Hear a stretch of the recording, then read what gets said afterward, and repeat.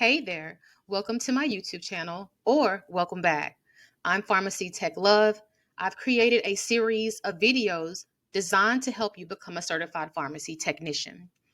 Throughout these paid courses, you'll learn everything from pharmacy math and drug names, including both brand and generics, to SIC codes, pharmacy laws, and the ins and outs of both retail and the hospital setting.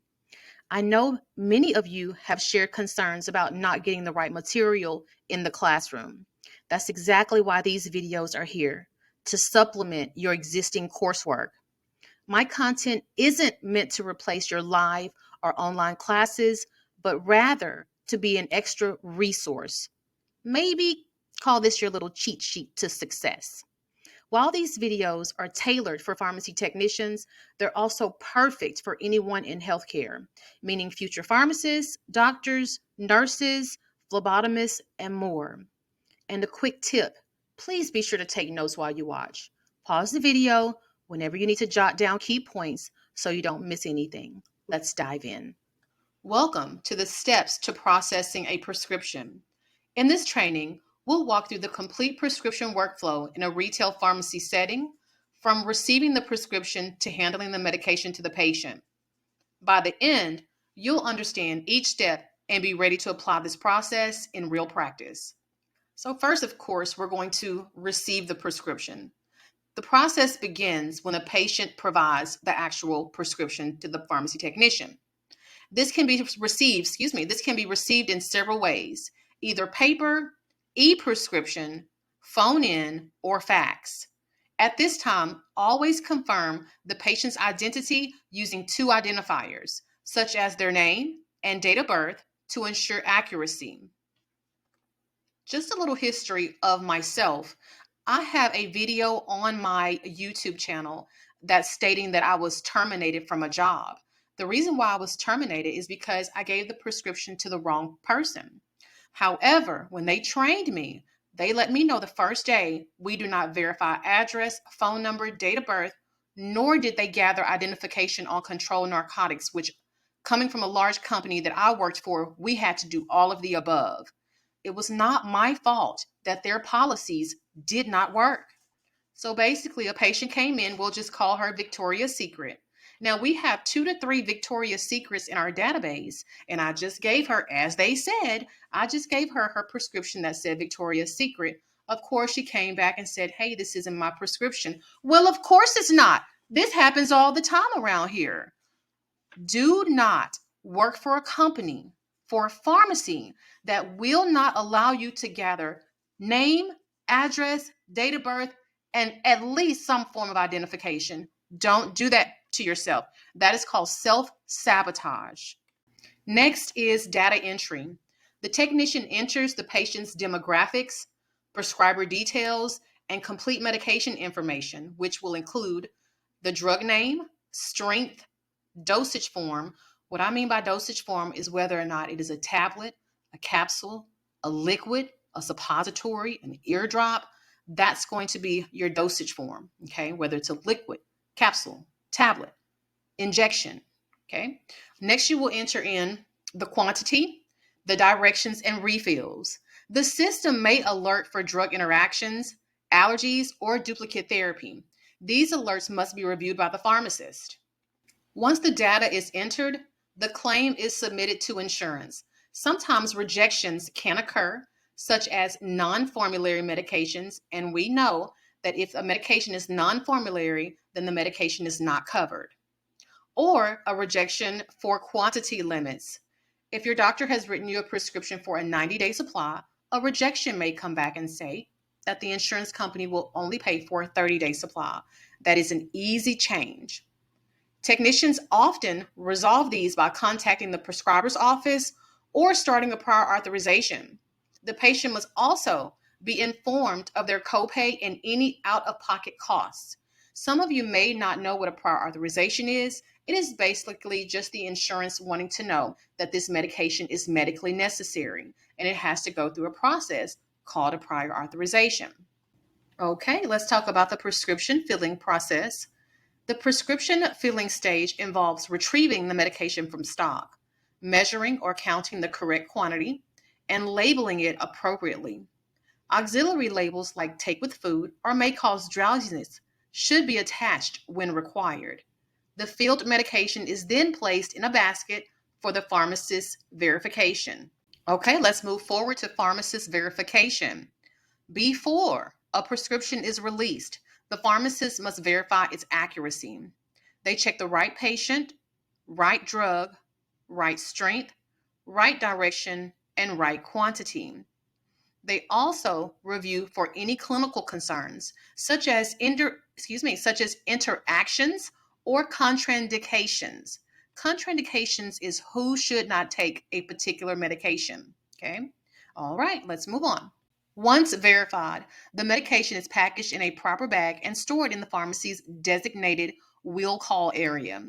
Prescriptions are usually organized alphabetically or by store protocol. The prescription status in the system is updated to ready. Hold on, you guys. I do have to put medications away because I am still at work. Okay, let's talk about prescription pickup. At the pickup, the patient identity must be verified again. It's very important to verify the patient's identity. The pharmacist offers counseling, especially for new prescriptions or controlled substances. The transaction is completed and the patient signs the medication. Before we prepare for our quiz at the end, I do want to let you know that for controlled substances, stricter procedures apply. These may include checking a government issued ID, logging prescriptions in a controlled substance logbook, and ensuring secure storage according to state and federal DEA regulations. Remember, DEA stands for Drug Enforcement Agency. You should not, please, you should definitely not be working at a job that will not allow you to verify identification on controlled narcotics. You should also not work at a job where they will not allow you to verify address, phone number, date of birth. You need at least 2 forms of identification. All right, let's get right into the quiz. What is the first step when receiving a prescription? Enter into the computer system, verify patient's identity, count tablets, or contact insurance. The answer is B. Patient identity must always be verified first. Which information is not required during data entry? Patient allergies, prescriber's DEA or MPI number, the patient's favorite color, drug strength and SIG. The answer is C. Favorite color is irrelevant to data entry. What should be done if the insurance rejects a claim? Ignore it, call the prescriber or resolve prior authorization, dispense the drug without payment, cancel the prescription immediately. The answer is B. Rejections must be resolved before dispensing. Auxiliary labels are applied during which step? Data entry, prescription filling, pharmacist verification, prescription pickup. The answer is B. Auxiliary labels are attached while filling the prescription. Okay, let's go right into the next one. Who is responsible for the final accuracy check of the prescription? Would that be the pharmacy technician, insurance company, pharmacist, or the patient? The answer is C. The pharmacist is legally responsible for final verification. Where are the completed prescriptions placed before pickup? On the counter, in the stock room, in the will call area, or back in the inventory? The answer is C. They are stored in the will call area. How are patients usually notified that their prescription is ready? In person only, automated text or call, through insurance company, by mail? The answer is B. Most systems auto-notify patients electronically. What must be checked again at pickup? Insurance information, pharmacist license, patient identity, or the label design? The answer is C. Always verify the patient's identity before dispensing. What is required when dispensing controlled substances? Nothing extra, secure storage and logging, extra refills, or verbal verification only? The answer is B. Controlled substances require secure storage and log tracking. Why is the prescription workflow important? It saves time for staff. It prevents medication errors and ensures safety.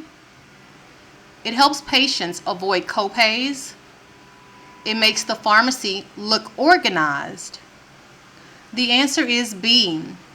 The workflow exists to protect patients and ensure safe and accurate dispensing. Thank you so much for your love and support here at Pharmacy Tech Love.